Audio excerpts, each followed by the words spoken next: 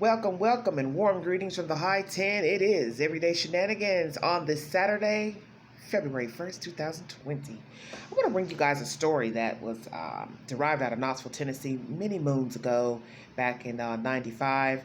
For those of you who are familiar with the Knoxville, Tennessee area, you will remember this horrific story of a tragic tale of a young girl's murder pertaining to the Job Corps that was here in the Knoxville area, and the savage, brutal killing of this young lady involving some other young people who attended Job Corps. I want to bring you this said information. It was updated yesterday by WBIR TV. Pure evil.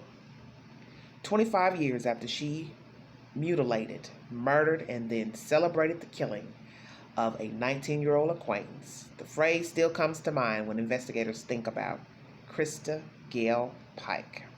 She looked so sweet. She was, oh, so cruel. Pike, now 43, is the only woman on Tennessee's death row.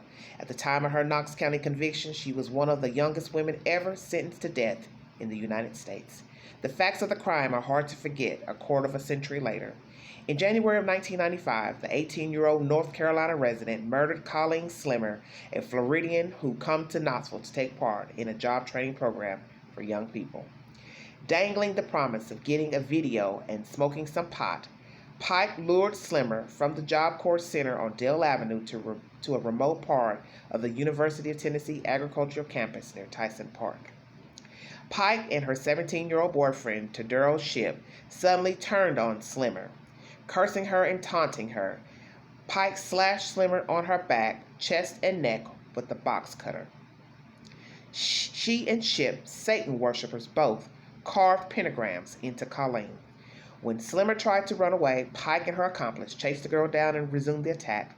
Pike slammed a piece of asphalt repeatedly into Colleen's head, fatally fracturing it. As the victim lay dying, Pike reached down and plucked a bit of bone from the left side of her skull as a souvenir. Many of police officers and lawyers involved in the case have retired. Some have died. Two people, however, today recall very well what Pike did all those years ago. They vow to never forget.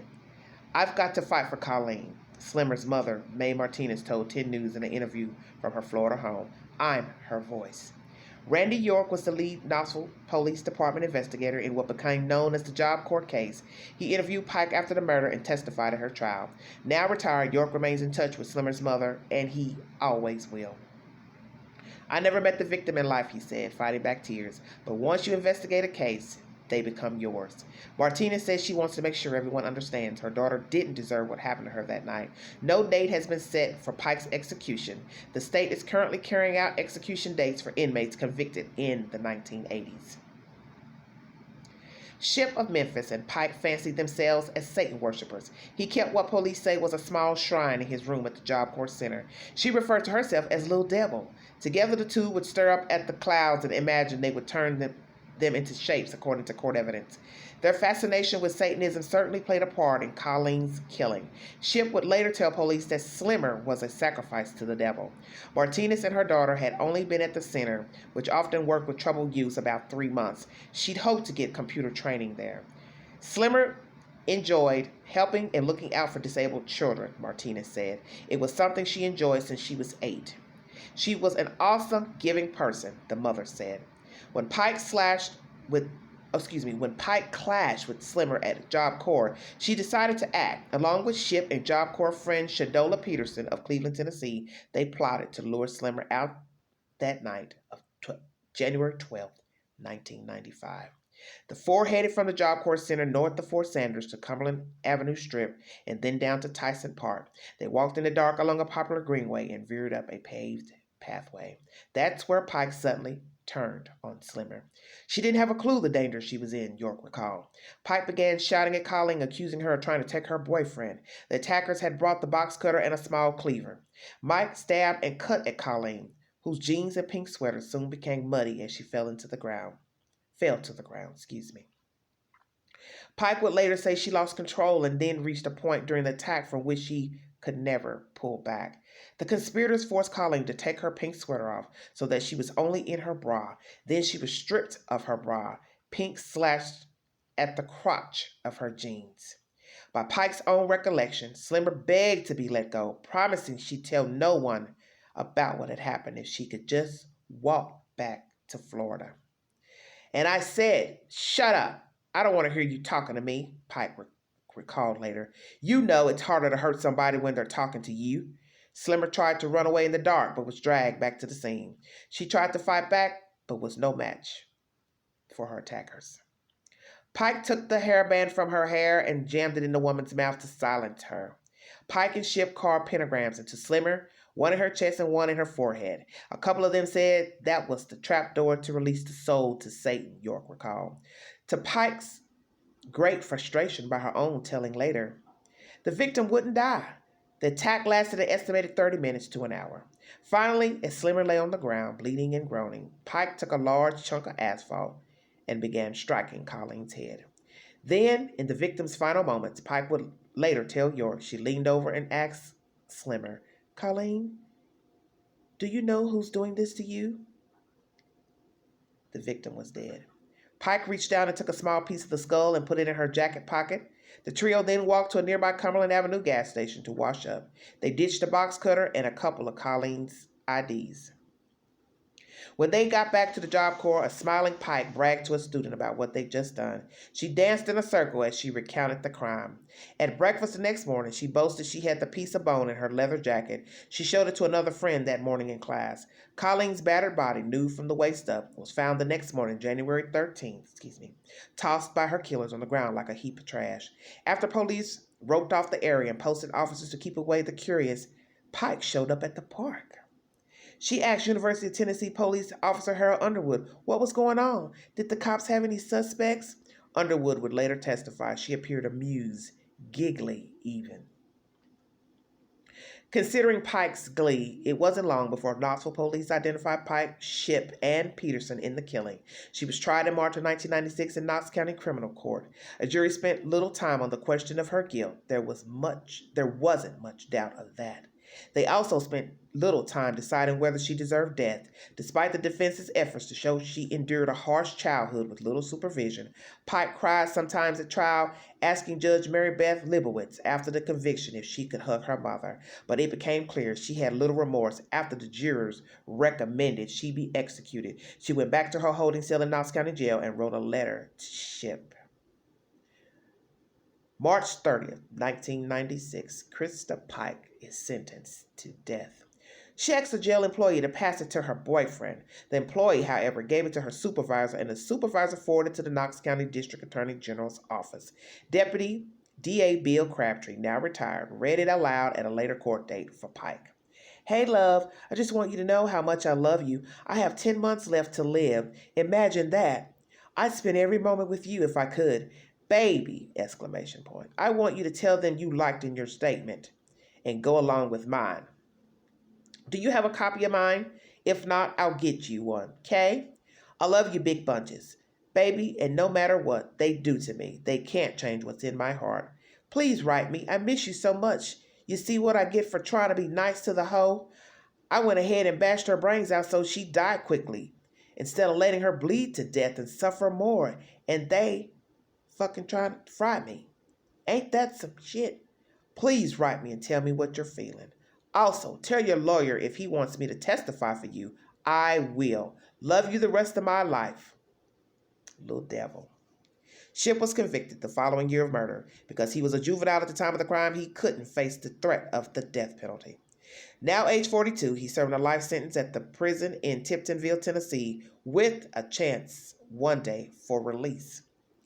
Peterson reached a plea agreement with Knox County prosecutors who said they lacked evidence to prove she was a murderer. Peterson admitted to being an accessory after Slemmer's murder. She got credit for about 460 days spent in jail and was ordered to serve the balance of a 6-year sentence on probation. Peterson is now 43.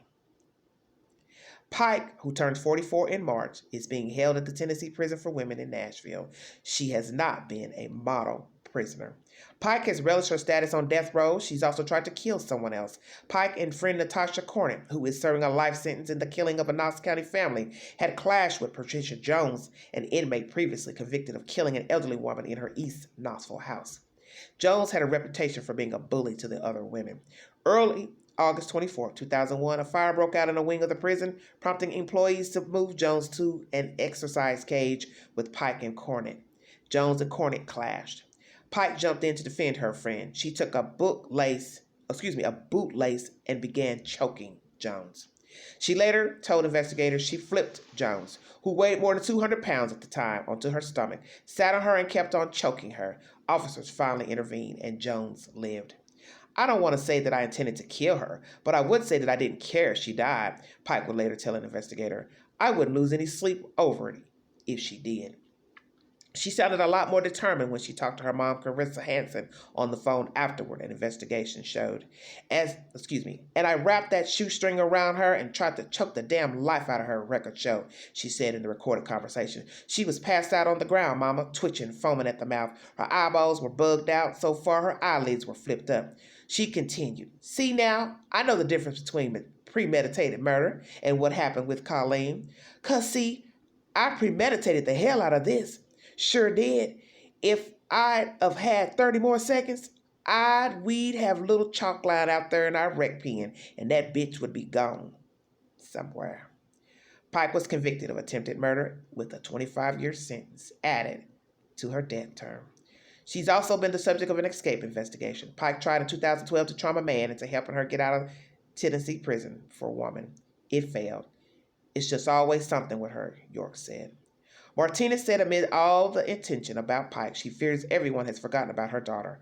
The mother has waged a years-long effort to recover all of Slemmer's remains. For a time, Colleen's skull was kept as part of the evidence. Martinez now has that, but she still lacks that one bone fragment that Pike kept as a souvenir. Execute her or give her life and give me the rest of Colleen back so I can live, she said. Pike's been able to live a lot longer than her victim, Martinez said. I will continue to fight no matter what. I will fight to my last breath to get everything back and get what Colleen deserves, she said.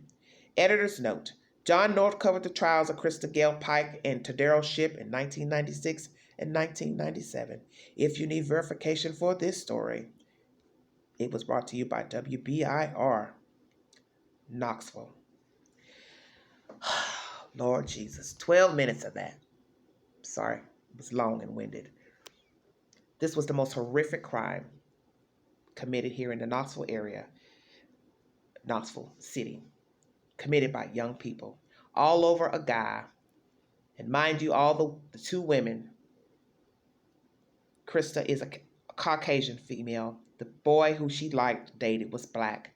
And the other girl who was murdered, Colleen, was Caucasian. And the girl who allegedly happened after the fact is African American. So here it is. A young white girl mad at this other white girl, thinking she likes her boyfriend, and they're both Satan worshipers, she and the black boy, and they decide to kill Miss Colleen on this fateful night. This is the most horrific crime that I had heard in Knoxville in all the years of living in this area.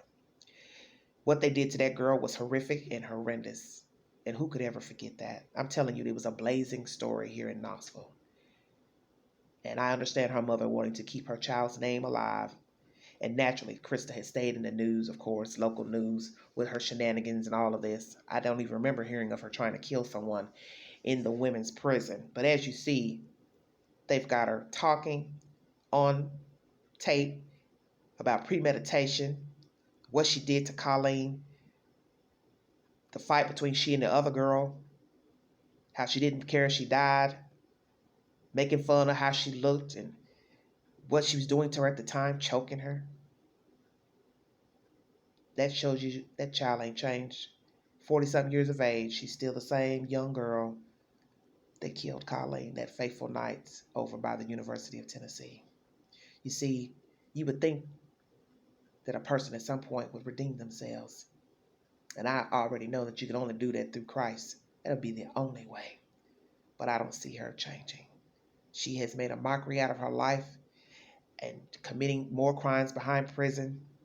Now they're saying something about she tried to aid someone in helping her escape from the prison. You see, she's a grand manipulator. And I don't know who raised that young lady, but they obviously did not do a good job with that child.